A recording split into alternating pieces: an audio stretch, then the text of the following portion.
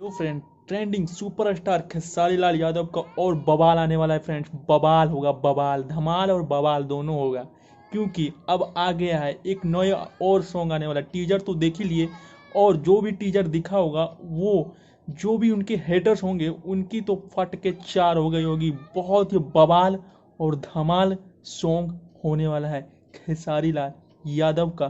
तू कुत्ते से दिल लगाएगा। बहुत ही बवाल है, धमाल है और बहुत ही लाजवाब है। अब देखते हैं इनके फैन कितने इनके सपोर्ट में हैं। और बवाल गाना है, बहुत ही ज़्यादा बवाल, बवाल, बवाल। हम नहीं बता सकते कितना बवाल होने वाला है। और कल सुबह 6 बजे इनका फुल वीडियो सॉन्ग आने वाला है सारेगामा यूट्यूब चैनल पे। बहुत ही बवाल गाना है, बवाल, बवाल, बवाल।